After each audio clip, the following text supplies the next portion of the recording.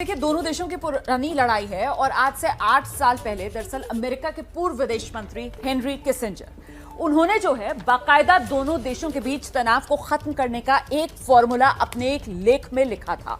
8 साल पहले मतलब आप मानकर चलिए 2014 वाला ये एरा रहा होगा, जिस वक्त रूस जो है वो क्रिमिया पर अपना वर्चस्व स्थापित करना चाहता था। और ऐसे में जो फॉर्मूला हेनरी किसिंजर की तरफ से अपने लेख में लिखा गया, उनकी तरफ से जो बड़ी बातें कही गई वो यही कि एक तो यूक्रेन को अपना गठबंधन चुनने का अधिकार होना चाहिए, मतलब यूक्रेन पर किसी तरीके का दबाव ना हो, लेकिन साथ ही साथ उन्होंने यह भी कहा था कि यूक्रेन को नाटो में शामिल नहीं होना चाहिए। और देखिए, यही वो पॉइंट है जिसे लेकर रूस यूक्रेन के खिलाफ आक्रामक है। साथ ही हेनरी किसिंजर ने अपने लेख में यह बात भी कही थी कि रूस के खिलाफ दुश्मनी से यूक्रेन को परहेज करना चाहिए, जो यूक्रेन ने किया नहीं। यूक्रेन लगातार यह संदेश देता रहा कि वो नाटो के साथ जाना चाहता है। तो कुल मिलाकर यह खमियाजा जो यूक्रेन खुद भुगत रहा है। जी एब्सोल्युटली, ये खामियाजा अपनी ईगो की वजह से, अपने हट की वजह से ये यूक्रेन को भुगतना पड़ रहा है। जिस लेख का आप हवाला कर रही हैं, ये उस टाइम का है जब क्रीमिया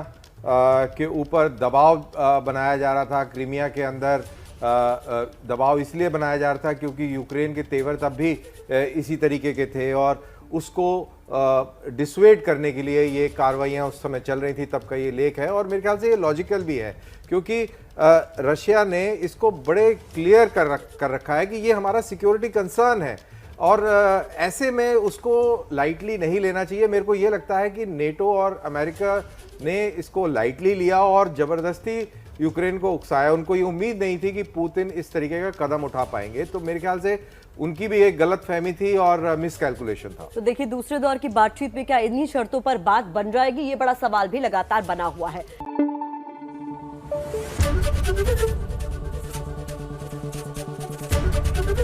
एबीपी न्यूज आपको रखे आगे।